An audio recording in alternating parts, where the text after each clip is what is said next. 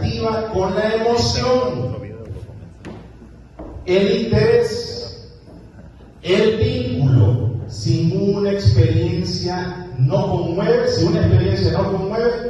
no deja admiración, difícilmente deja una huella. ¿Y qué sucedía con mis estudiantes? Sucedía algo bien peculiar. Yo no daba clase los primeros 3 días. Y entonces decían que el maestro que parco es. Todos pasan con el maestro la primera semana no da clase, porque no quiere dar clase. No, compañeros, amigos, amigas, ¿saben lo que estaba haciendo yo? Fortaleciendo la red neuronal afectiva. Ese día me involucraba emocionalmente con mis educandos. Ellos sentían que tenían un amigo, una persona que los podía escuchar, y sobre todo, aunque no lo crean, hacía un juego con ellos ese día, que me vendaban los ojos, pero eso sería para otro taller, donde yo descubría mentalmente ciertos números. Eso los impresionaba tanto a ellos que creaban también admiración, respeto, y de paso sentían que eran escuchados porque me trasladaban ellos y me comentaban sus necesidades. Entonces yo lo que hacía era fortalecer la red afectiva. Y es la primera red que hay que fortalecer antes de iniciar la enseñanza-aprendizaje. ¿Qué significa? Y ustedes lo pueden practicar en su casa, en su familia, en sus hogares, en sus escuelas, en las comunidades. ¿Cómo un niño va a aprender si le estamos gritando? ¿Cómo creen que tenga la red afectiva? No hay conexiones neuronales. Pero quiero que vean algo.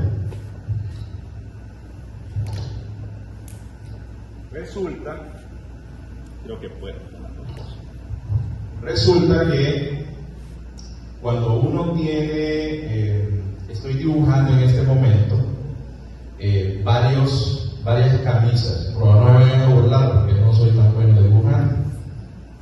Pero estoy dibujando 3 camisas.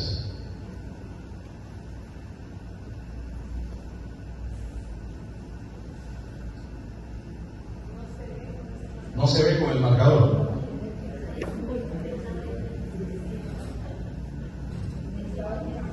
Voy a hacer algo. Lo que me están viendo se lo imaginan, y también el que no me puede ver se lo imagina desde su perspectiva, ¿no? ¿Ok? Eso es la neurodiversidad. Todos podemos imaginar. Entonces tengo 3 camisas. ¿Ok? Ahora imagínense que tengo 5 pantalones. 1, 2, 3, 4, 5 pantalones. Y tengo 2 gorras para vestirme durante una semana. Y yo les pregunto, ¿de cuántas formas me puedo vestir si tengo 2 gorras, 5 pantalones diferentes y 3 camisas diferentes? A ver quién me da el resultado. 3 camisas diferentes, 5 pantalones diferentes y 2 gorras diferentes. 3 por 5 por 2, no. Sería 30, ¿no? 3 por 5 por 2. Usted es muy bueno en matemática, ¿verdad? Entonces, resulta que yo multiplico 3 por 5, 15, por 2, 30. Tengo 30 modas diferentes. Pero ese es un principio que es facilito de utilizar. Cuando yo tengo una cantidad de tareas y esas tareas están encadenadas con otras y a su vez con otras, solo se multiplica todo y sale el número de tareas. O sea que yo puedo tener acá muchas más, podría tener 1.000.000, y lo único que necesito es multiplicarlas todas consecutivamente y eso da el resultado. Pero ustedes dirán, ¿y eso qué tiene que ver con las redes neuronales? Es que quiero explicar qué es lo que sucede en el cerebro. Y entonces, ahorita estoy dibujando un árbol, que no se ve, ¿no?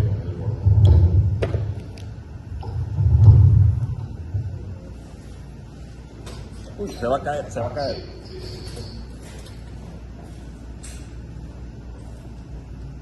Llamada. Entonces, imagínense que yo tengo un árbol, tengo, qué sé yo, puede ser agua, una casa, puedo tener, otra cosa, puedo tener un avión, qué sé yo. Imagínense que tengo 1, 2, 3, 4, pues tengo también un televisor, qué sé yo, una manzana, 1, 2, 3, 4, 5, 6. Voy a poner otra cosa acá, algo que se les ocurra. Un perro, no me haga dibujar un perro, no sea así. Un gato, dice la chica. No sean así. Una escoba. Un gato, pues. Bueno, resulta que estos conceptos, digamos que están asociados con algo que tiene que ver con emociones conectadas con el niño. ¿Sí?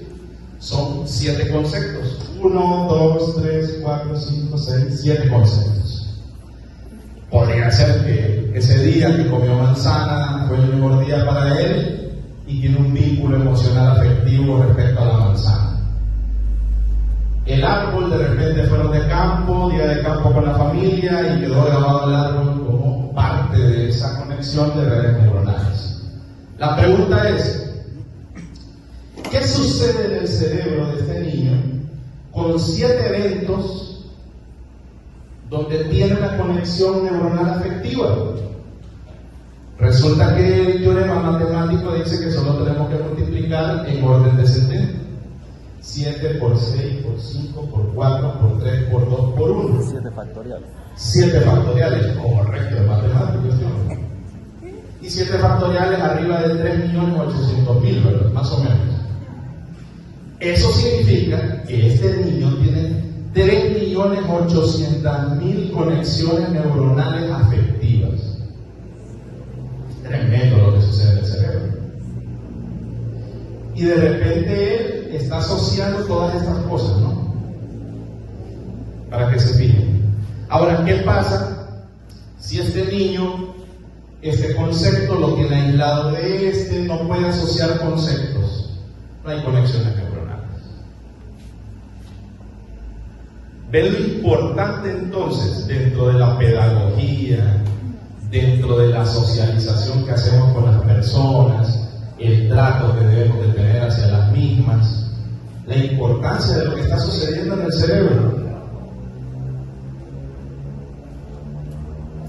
De hecho, había un sacerdote, recuerdo en la iglesia allá de, ¿cómo se llama, abuela? De allá de Dalí, la iglesia, San Sebastián. Y recuerdo aquellas palabras del sacerdote, porque dice, aquí hay uno, dice, que no fueron, dice, perdón, aquí hay uno, dice, que no gatearon, dice. Y yo dije, ¿por qué? Porque se les olvida el cuento, dice. Y él había asociado de que alguien que no había gateado, que había caminado directamente, se le olvidaba el vuelto al ir a la pulpería. Y yo decía, que quedé con aquello. Cuando yo entiendo lo que sucede cuando uno gatea, es equivalente a esto. Hay como bombas atómicas en el cerebro. ¡Pum! ¡Pum! ¡Pum! Hay una cantidad de conexiones neuronales en el niño y uno quiere que camine inmediatamente. y se saltó la etapa. Donde había mayor cantidad de conexiones neuronales que quizás afectivas, ejecutivas, que le iban a permitir más adelante a poder resolver problemas. Miren cómo ahorita no hemos hablado de programas de estudio, no hablamos de flexibilidad curricular, estamos hablando directamente del cerebro. Y para aquellos que van a ser padres, deberían estar ya fortaleciendo esas redes neuronales desde el vientre de la madre. Ok.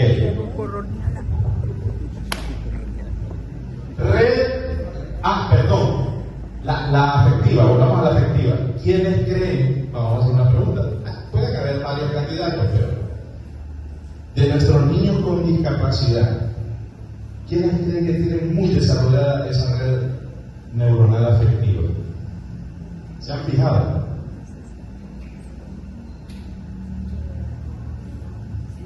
Síndrome de Down. Puede ser que síndrome de Down. ¿Se han fijado cómo son de afectivos?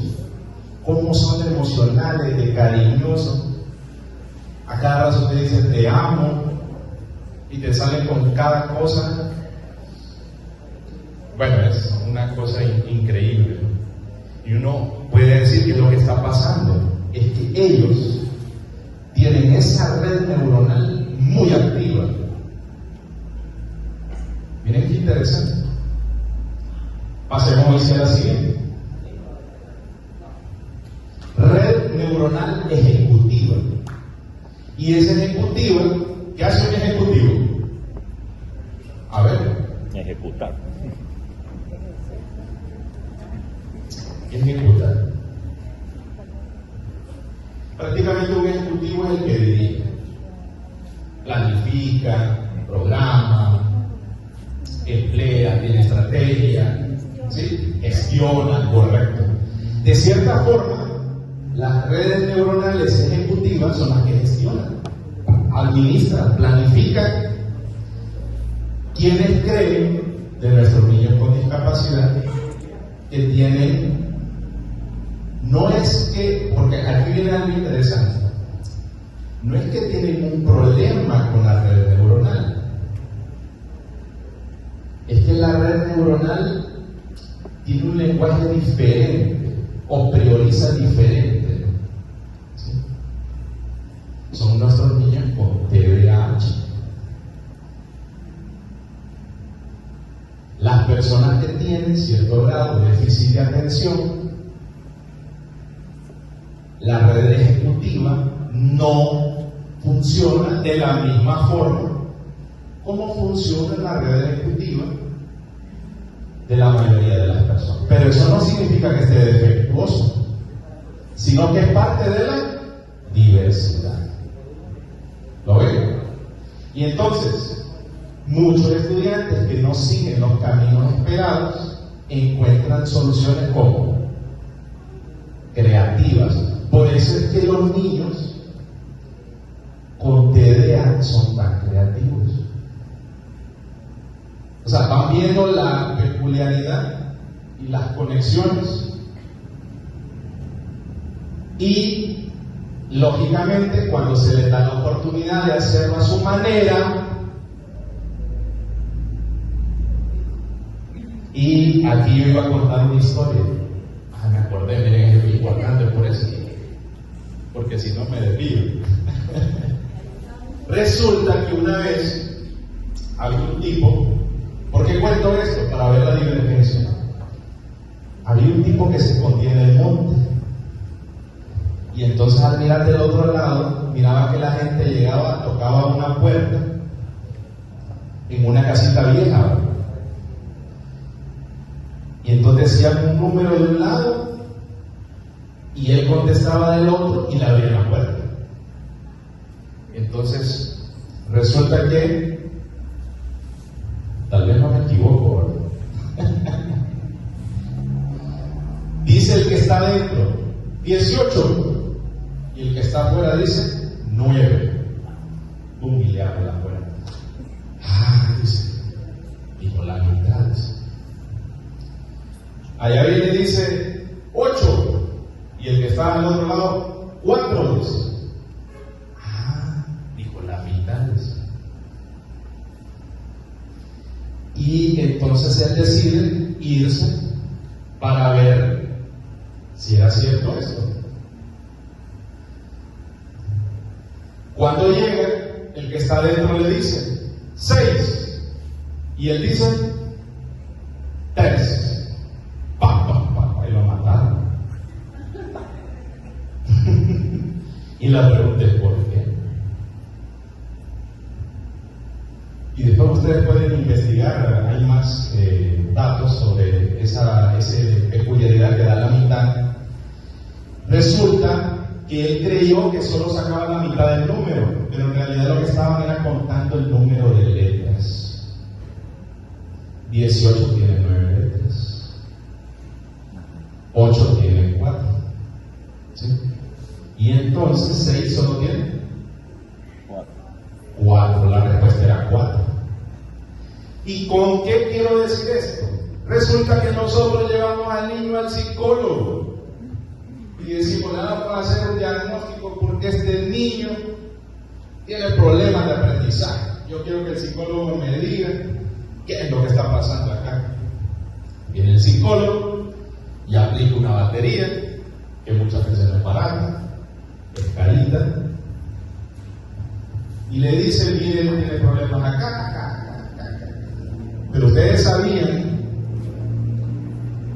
no voy a decir el origen ahorita, pero ustedes lo pueden investigar. Pero en realidad el propósito original de las pruebas era una forma de certificar la pobreza en algunos países.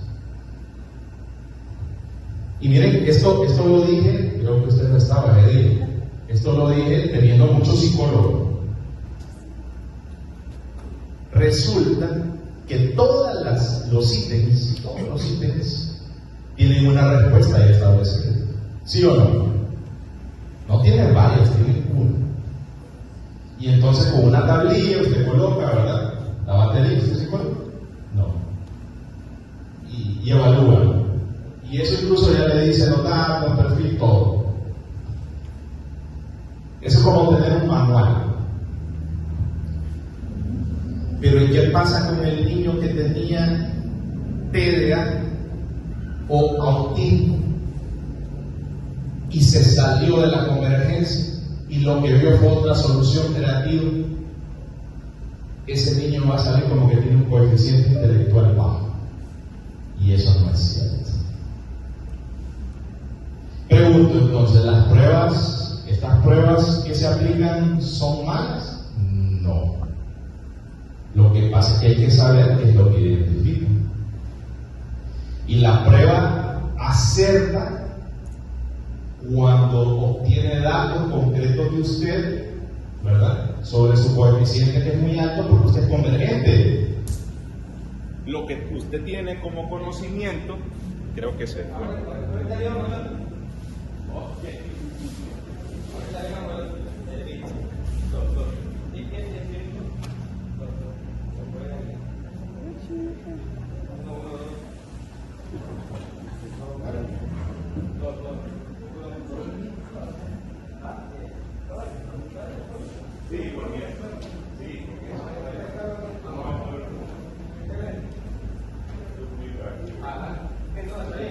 Hola, hola. Hola. Está desconectada. Bueno, yo voy a seguir. ¿Me escuchan? Sí, ok. Entonces, resulta que es como las pruebas de PCR. ¿Saben cuáles eran las pruebas de PCR? Las que nos aplicaban para ver si teníamos COVID. Entonces, habían pruebas que habían falsos, positivos, ¿sí o no? O inclusive no detectaban nada y usted tenía COVID. Lo mismo son las pruebas de coeficiente intelectual. Puede ser que no lo detecten porque usted es no convergente, usted es divergente. Por eso la palabra neurodivergencia. ¿Ok?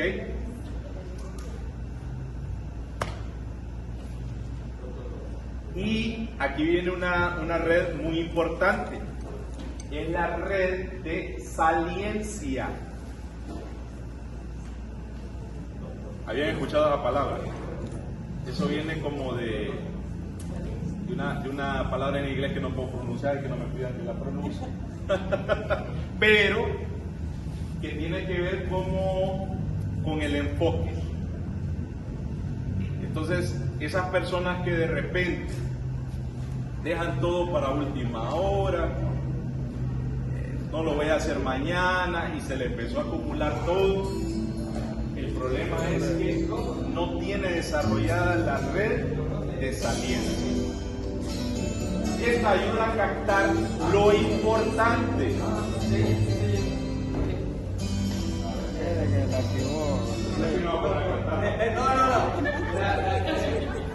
Okay.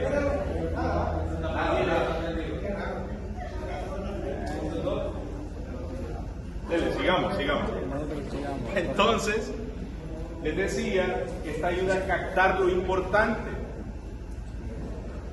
Aquí, tanto para, por ejemplo, los niños, niñas autistas, como para los niños y niñas con déficit de atención hiperactiva, es un problema porque para ellos lo importante no es lo que para nosotros es importante. Y de repente su lenguaje dentro de esa red neuronal está diciendo que el zumbido de un mosquito es importante. Y nosotros creemos que es que tiene un problema. Y lo que tiene es otro lenguaje neuronal.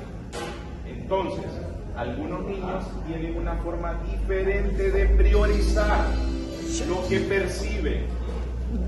Y ahí es donde puede surgir una mirada original del mundo. Ahora pregúntense, ¿cómo vemos el mundo? ¿No se han preguntado ustedes cuando ven el espejo si realmente los colores ustedes los ven como ven los colores las demás personas? O, vaya, en el caso del compañero, miren qué bonito esto, que tiene discapacidad visual. Le voy a preguntar, vamos a ver, ¿alguna vez, compañero, lo han ayudado a ver los colores? ¿O cómo hace usted para ver los colores? Me los han explicado de alguna forma y me los relacionan con algunos aspectos como temperatura y eso, colores fríos. ¿Ven qué interesante? Temperatura y sonido, ¿también se lo han enseñado con sonido? Con sonido no tanto, pero no sí tanto. Un poco más. Ok, resulta que los colores son sonido en realidad. Son ondas senoidales que vibran. Entonces, por ejemplo, en el caso de lo que podríamos hacer es colocar, por ejemplo, un cajón con un parlante, yo colocar ciertas longitudes de onda y de explicarle, por ejemplo, ¿por qué el cielo es azul? ¿Ustedes saben por qué el cielo es azul? Ya vamos a ir a eso, compañeros. ¿Por qué el cielo es azul? Resulta de que todas esas ondas que vibran, ¿sí? Imagínense que yo pongo en un cajón boca abajo a vibrar ciertas longitudes de onda. Es lo mismo que está sucediendo cuando del sol vienen los rayos directamente y pasan por la atmósfera, ¿sí? Entonces, lo que está sucediendo en el cajón, en el parlante, es el equivalente. Pero de todos esos colores, porque la luz son colores, Newton lo descifró, de aquella famosa camisa de Pink Floyd, los que escuchan rock, ¿sí? Solo hay un color que pasa y refleja en nuestros ojos, los demás rebotan. Ese color que pasa es azul, que podríamos nosotros mostrárselo al compañero a través de un parlante con esa misma longitud de onda para que supiera cuál es el color que está vibrando. Son alternativas que tenemos. Todos tenemos distintas formas de ver las cosas. Por eso es que el banano es amarillo, porque el único color que rebota en el banano es el amarillo. El rojo, el blanco y todos los demás pasan de paso, son absorbidos como radiación. Entonces, importante esto que acabamos de mencionar, porque la forma en cómo vemos el mundo, no estoy hablando de verlo visualmente, sino neuronalmente. O sea, ahora cuando hablemos de ver el mundo, no estamos hablando de verlo con los ojos, estamos hablando de verlo con las neuronas. ¿Ok? Siguiente. Todo es interpretación. Y aquí quiero citar a un tipo que yo creo que es de los más brillantes que ha tenido la última época del siglo XX. Y es Wittgenstein. Ludwig Wittgenstein. Es como el Sócrates moderno. Y Ludwig Wittgenstein decía algo: los límites del lenguaje son los límites de mi mundo. Pues es profundo. ¿Y por qué es profundo? A ver, te voy a hacer una pregunta. Voy a colocar esto porque ya me está cerrado. Te voy a hacer una pregunta. Vamos a ver. Compañero, ¿usted habla mandarín? Yo tampoco. Pero asumamos que usted habla mandarín. Y yo hablo español. Pero usted no habla español, ni yo hablo mandarín. ¿Cómo vamos a comunicar? Por señas. De repente vamos a establecer un lenguaje de señas, porque no tenemos otra forma. Como señas comunes que hacemos para comer, para transportarnos, para hablar, para decir hola, gesto de estoy incómodo o necesito ayuda. Ahora le pregunto, ¿usted creería? Yo hablo español, es mandarín. ¿Usted creería que yo soy una persona discapacitada?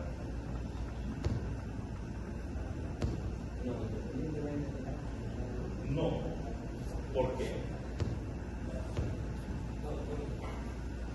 Porque eso independientemente de la forma en que tengamos que comunicar. Correcto. Eso significa que más bien de repente yo le voy a decir, wow, yo quisiera hablar ese idioma. De repente hasta lo voy a envidiar. Voy a decir, yo quisiera hablar mandarín. No lo veo como una persona que tiene discapacidad porque no se puede comunicar conmigo. Pero si en cambio esa persona no fuera, por eso es nombre Miguel, no fuera Miguel, sino que fuera un niño con síndrome de Down, lo vería de la misma forma. Vería que ese niño con síndrome de Down realmente lo que habla es otro idioma, otro lenguaje. Esa es una pregunta que tenemos que hacer. Entonces, ahora cuando veamos a un niño con déficit de atención, cuando veamos a una niña con síndrome de Down o con trastorno del espectro autista, y en general cualquier niño, sepamos que tiene otro lenguaje, diferente al de nosotros, una realidad completamente diferente. Y entonces, si nosotros intentáramos hacer lo que él hizo inicialmente conmigo cuando él habla mandarín, yo español, pero no hablamos el mismo idioma, intentar tratar de comunicarnos correctamente y aprender su lenguaje. ¿Cuántos de nosotros hemos estado interesados en aprender el lenguaje de otra persona? Muy pocos. Y entonces, y esto ya es un aporte mío en el estudio que estoy haciendo, y a veces hay personas que se molestan conmigo, porque yo les digo que en realidad no existe la discapacidad intelectual, existe el lenguaje intelectual. No existe la discapacidad visual, existe el lenguaje visual. Y cuando nosotros cambiemos la perspectiva de ver lo que les estoy diciendo dentro del aula de clase, dentro de nuestro trabajo, eso ya no vamos a ver a nuestros compañeros, a nuestros amigos, a nuestro vecino, a nuestros colegas como una persona que tiene un problema, un desafío, sino más bien una persona de la cual hay que aprender un nuevo lenguaje. Y eso nos haría más humanos, más inclusivos y cambiaría el mundo por completo. Cuando yo le conté esto, yo estoy en el aeropuerto de Colombia y me encuentro una muchacha alemana que trabajaba en esas organizaciones, ya ni me acuerdo qué organización era, y empezamos a platicar de esto de la inclusión, le llamó la atención. Cuando yo le conté esto, que era mi propuesta, ¿no?, para erradicar las etiquetas, porque esto erradica las etiquetas, ya no hay etiquetas, lo que hay son lenguajes. Y me dijo: Ramón, lo que estás proponiendo es revolucionario. Y ustedes lo pueden buscar, no está en los libros. Yo lo saqué de una simple frase que dijo Wittgenstein. Esa frase fue la que me hizo esa proyección.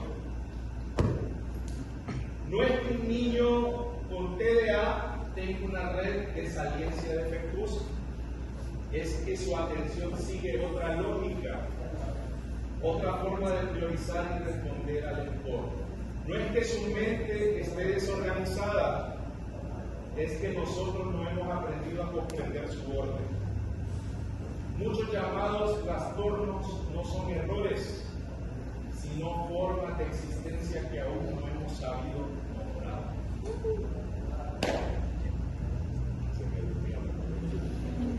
Ahora voy a hablar de otra cosa, la excepcionalidad. A ver, ¿quién me puede decir qué es la excepcionalidad? Compañera, ¿quién para usted es excepcional?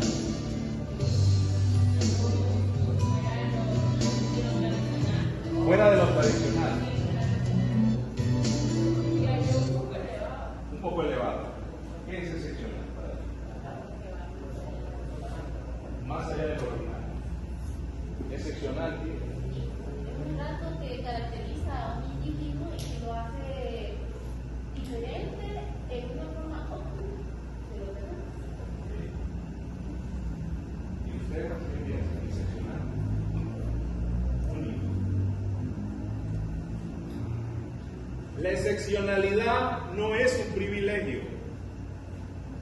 Esto que les voy a decir es un concepto construido teóricamente por mi persona para erradicar las categorías. Y van a decirme si están de acuerdo. La excepcionalidad no es un privilegio, es un fenómeno de la naturaleza humana. Durante mucho tiempo se ha hablado de la excepcionalidad como si fuera un concepto reservado para quienes logran resultados extraordinarios en lo académico, en lo artístico o en lo deportivo. Sin embargo, esta idea es incompleta. Y ahí es cuando uno le pone la vuelta a la tortilla. Lo verdaderamente excepcional no está en la magnitud del resultado, sino en la profundidad del esfuerzo y el contexto desde donde se para. ¿Qué significa? Imagínense que tengo a un niño con parálisis cerebral. Ustedes ni se iban a imaginar que yo iba a hablar de la excepcionalidad de ese niño con parálisis cerebral. Pero resulta que ese niño hizo un movimiento motriz que para médicos, familiares, colegas, era imposible realizar. Y como es imposible, lo convierte en algo excepcional. La excepcionalidad no es un privilegio. Y así puedo citar, por ejemplo, a uno de los más famosos científicos, Stephen Hawking. Stephen Hawking, ¿dónde estaba? En una silla de ruedas. Y hacía cosas que se creía que eran imposibles.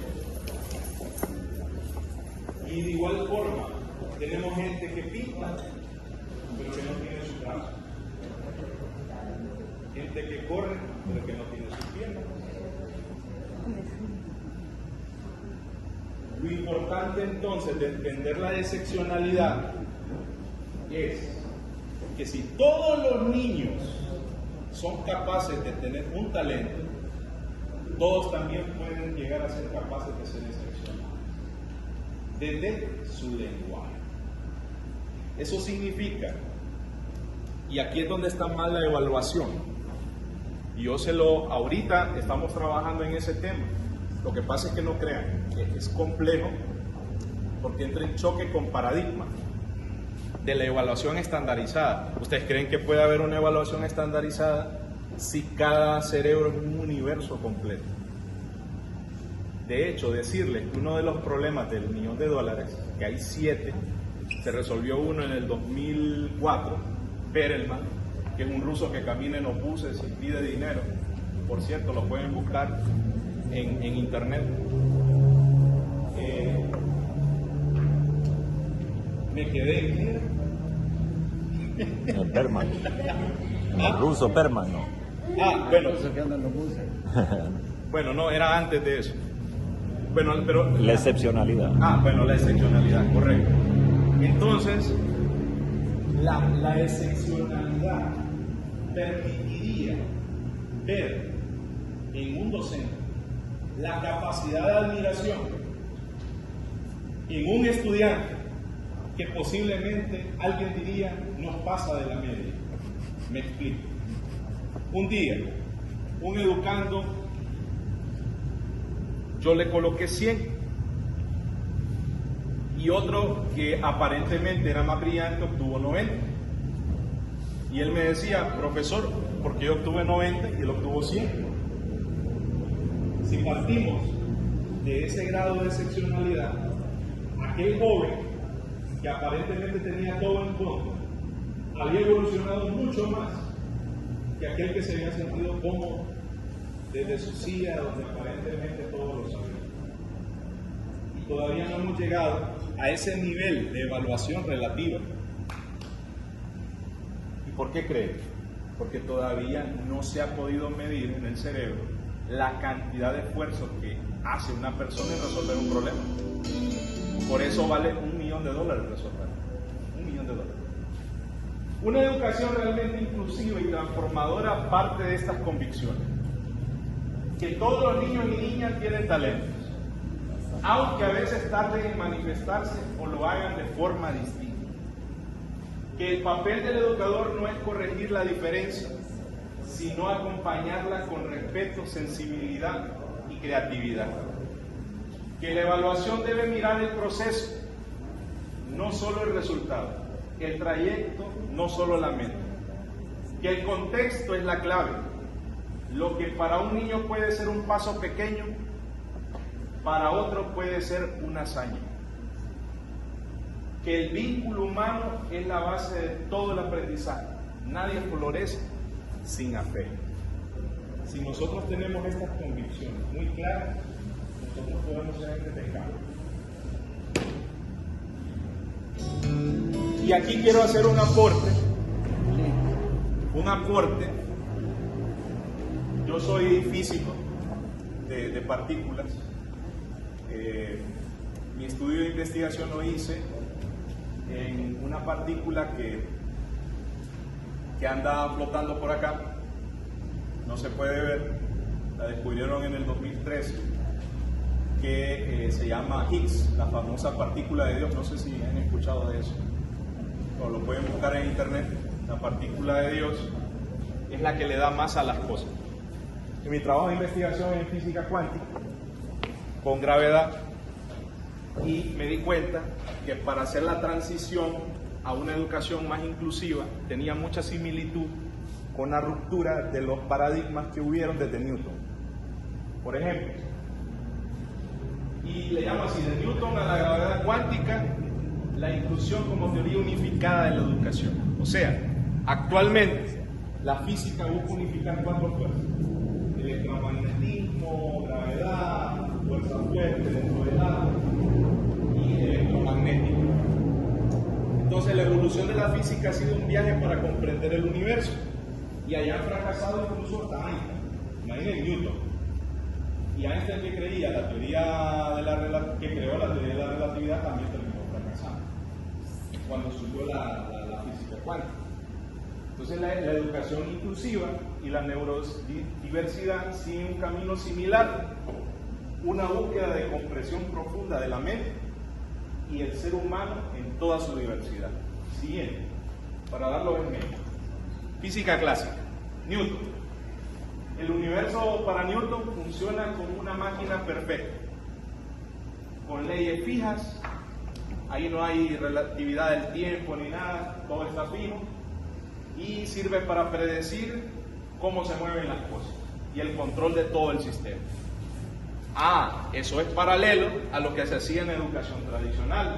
El alumno ideal es aquel que se adapta al molde. Se espera una forma única de aprender y responder. Seamos convergentes todos.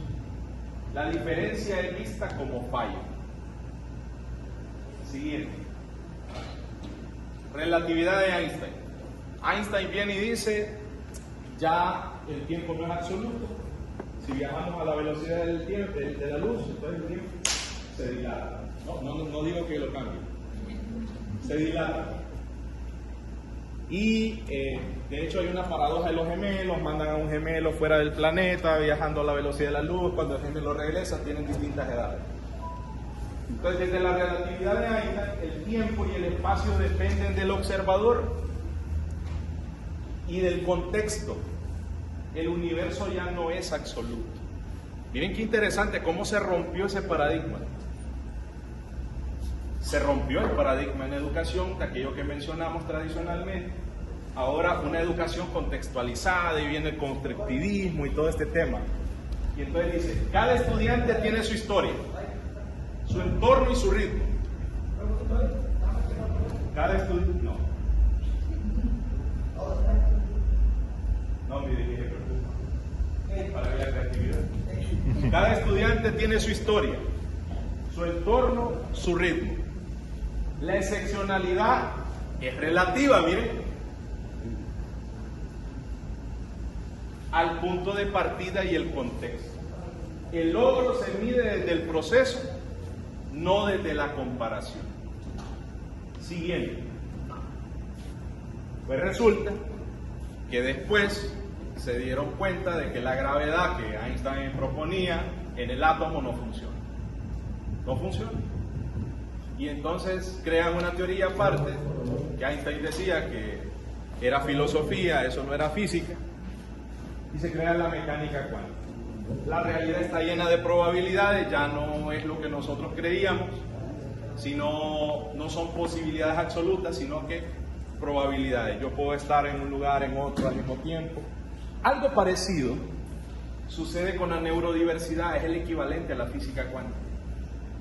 Y es, cada mente es un universo único. Lo que llamamos desorden puede ser un orden alternativo. O sea, dentro del átomo también sucede eso con los electrones.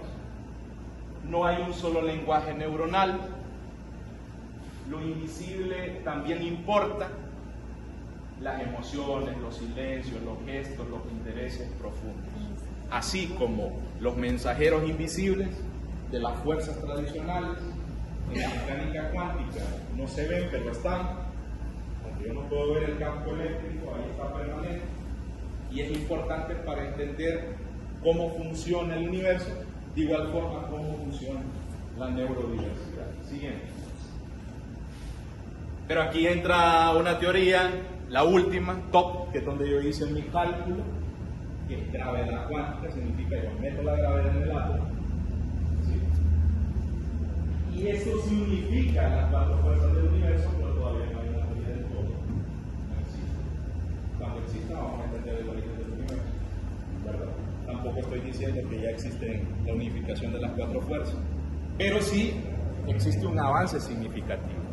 De igual forma existe un avance significativo desde algunas teorías más inclusivas y más humanas, que dicen, no basta con incluir, hay que integrar lo biológico, lo emocional, lo cultural, lo espiritual, lo social. Imaginen qué complejo. Reconocer que la diversidad no es una excepción, es la norma, es lo normal.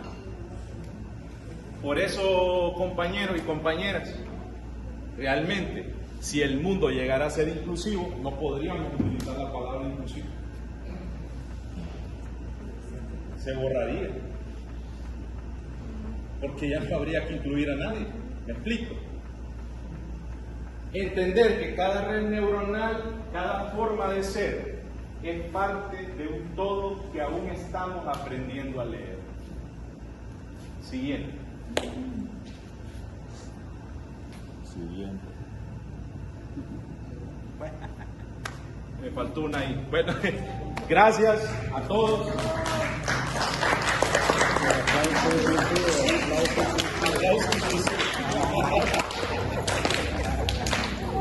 Solo decirles que muy agradecido. La idea es que se llevaran hoy de mi parte una nueva forma de ver el mundo. Realmente paso así como para arriba y para abajo, me cuesta estar en un solo lugar debido a mi cargo, ¿verdad? Que yo lo he tomado con mucha responsabilidad, apenas tengo un año de estar en el cargo, y decirles que se han hecho muchas cosas, a veces no se ven. Por ejemplo, el año pasado creamos las Olimpiadas de Ciencia y Tecnología, creamos la primera Olimpiada Robótica, se llevó a cabo en Cortés, para instituciones públicas, para que no vayan a decir que son privadas. Creamos la primera Olimpiada con la Facultad de Ciencias Espaciales, de Astronáutica y Aeronáutica.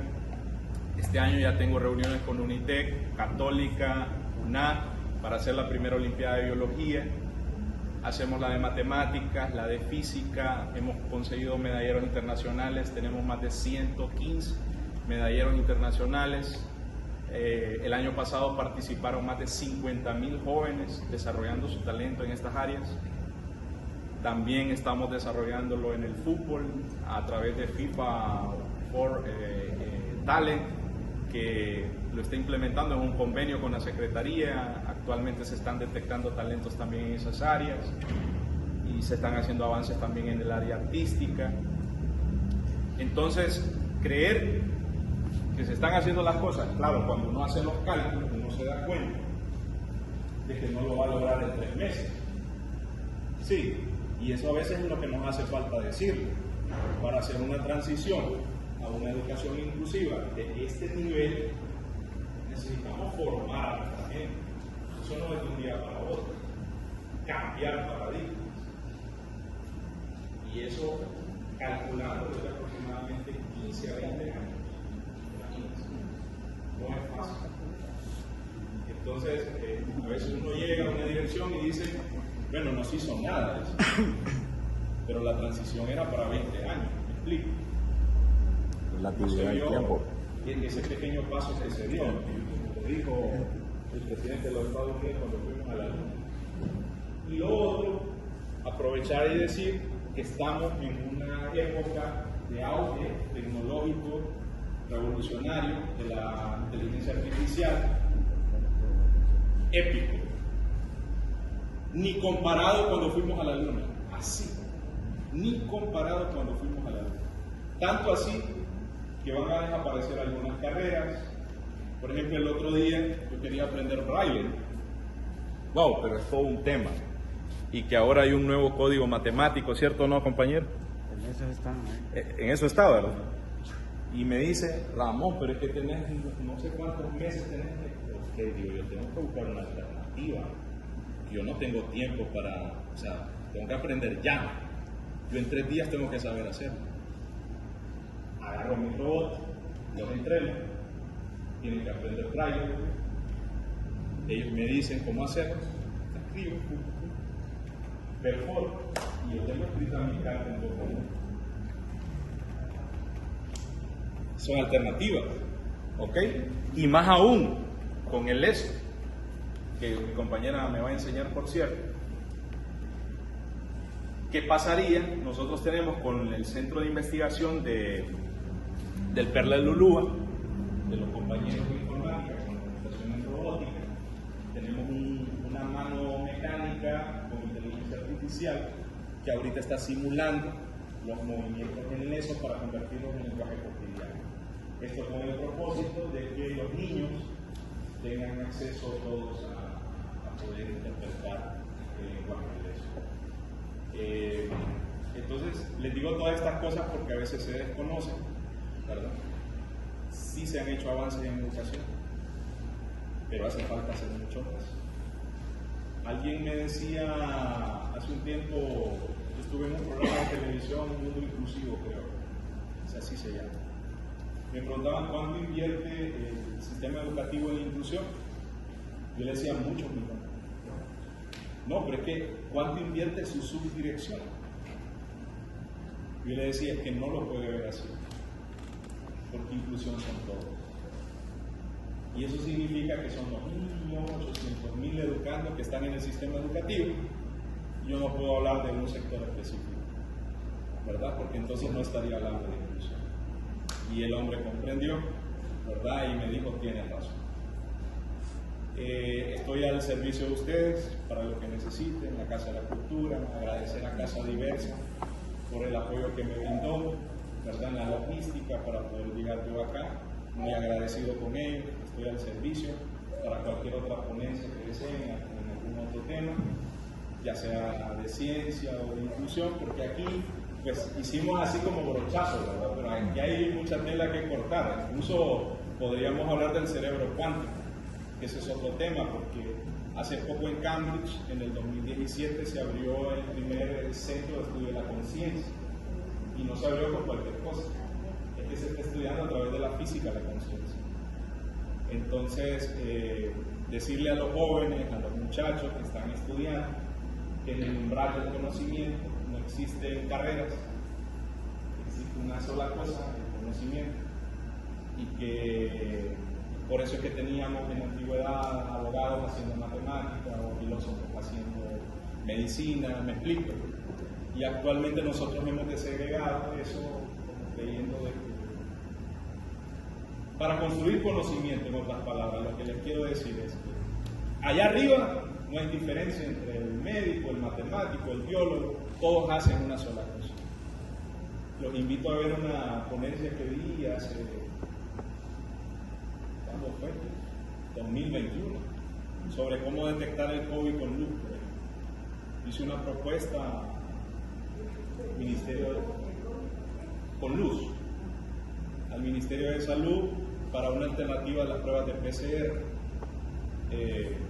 Entonces ustedes pueden hacerlo, se imagínense ese bebé, las conexiones que puede estar haciendo en este momento, hay que aprovecharlo al máximo, porque si tiene buenas conexiones afectivas, ejecutivas y silencia, va a ser un buen ser humano. Me explico. Si una persona no tiene esas conexiones neuronales afectivas, normalmente va a ser una persona amargada, ¿verdad? Repito, las personas, los niños, niñas con discapacidad, no tienen defectuoso las conexiones neuronales, tienen un lenguaje neuronal diferente. Estoy hablando de no desarrollar. Ya vimos que incluso los niños con síndrome de Down tienen eso desarrollado infinitamente. Entonces, de mi parte, nuevamente, agradecerles, muy feliz de estar con ustedes y que se hayan llevado un poquito de conocimiento. Gracias.